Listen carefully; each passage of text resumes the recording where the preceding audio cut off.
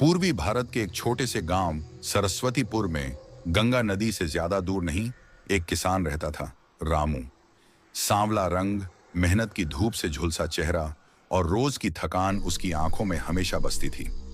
रामू के पास कुल मिलाकर 2.5 एकड़ सूखी जमीन, 2 बैल और एक पुरानी बैलगाड़ी थी।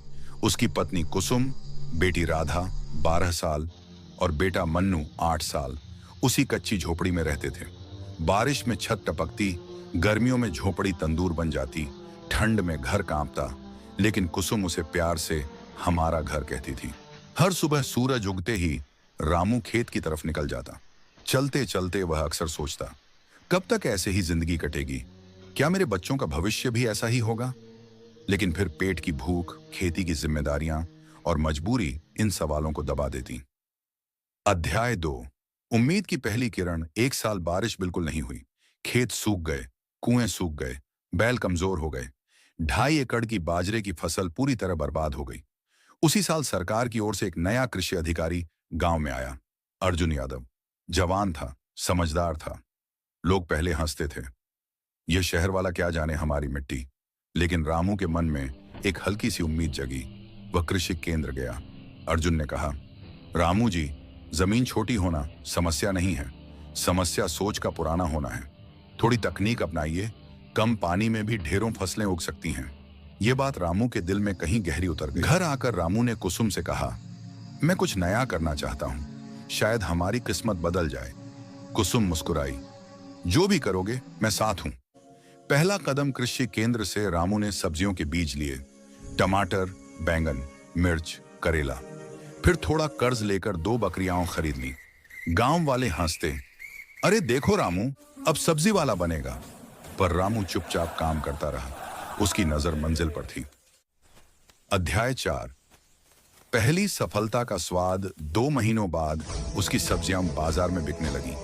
अच्छी कमाई हुई, बकरियों ने भी बच्चे दिए। पहली बार रामू के हाथ में कुछ बचत आई। बच्चों के कपड़े आए, राधा स्कूल जाने लगी। मन्नू भी बहुत खुश था।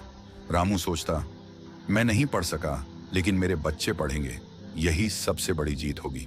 किस्मत की परीक्षा, लेकिन जिंदगी इतनी आसान कहां होती है। अगले साल भयंकर बाढ़ आई, खेत डूब गए, सब्जियां नष्ट, बकरियां बीमार। रामू के सपने फिर टूटने लगे। 3 दिन वह चुप रहा, कीचड़ में बैठे अपनी मिट्टी को छूकर सोचता रहा, अब क्या होगा। तभी कुसुम उसके पास आई। रामू, तुमने एक बार नई शुरुआत की थी, फिर से करो। मिट्टी हमें कभी धोखा नहीं देती।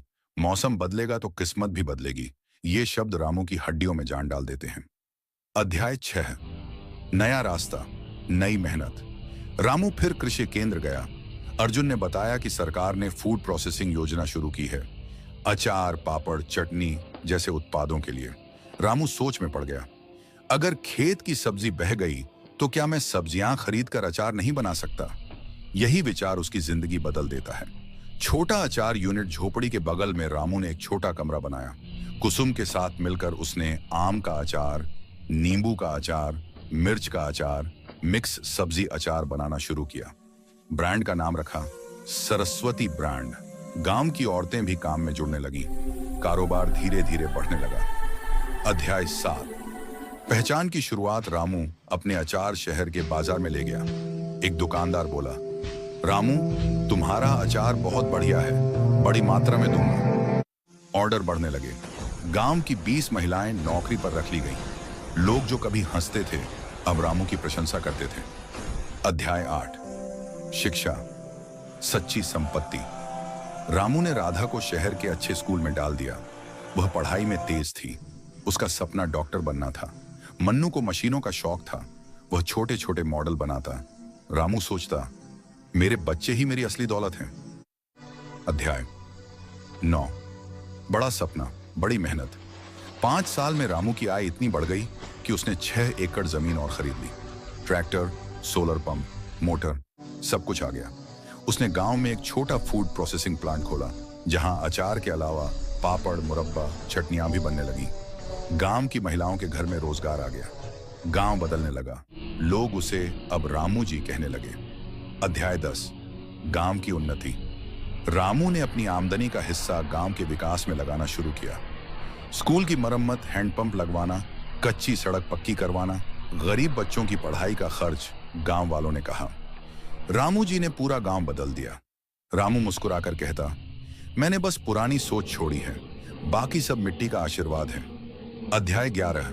बेटी का सपना पूरा। कुछ साल बाद राधा ने मेडिकल एंट्रेंस में जिले में पहला स्थान प्राप्त किया। उसे शहर के बड़े मेडिकल कॉलेज में प्रवेश मिला। रामू की आंखें भर आईं। मैं पढ़ न सका, पर मेरी बेटी डॉक्टर बनेगी, इसी में मेरी सबसे बड़ी जीत है।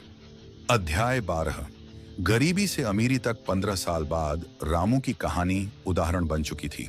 सरकार उसे किसानों की बैठकों में बुलाती, मीडिया इंटरव्यू लेता। अब वह लाखों का मालिक था, पर उसके कपड़े अभी भी सादे थे। दिल अब भी मिट्टी से जुड़ा हुआ था। वह हर नौजवान से कहता, मिट्टी भूखी नहीं होती, भूख सोच की होती है। सोच बदलो, किस्मत खुद बदल जाएगी। अंतिम संदेश। रामू की कहानी सिर्फ एक किसान की नहीं, हर उस इंसान की है जो मुसीबतों, ताने, गरीबी और टूटे हुए सपनों के बावजूद हार मानने से इनकार कर देता है। जिंदगी मिट्टी जैसी है, जितना गूंधोगे उतनी ही सुंदर बन जाएगी।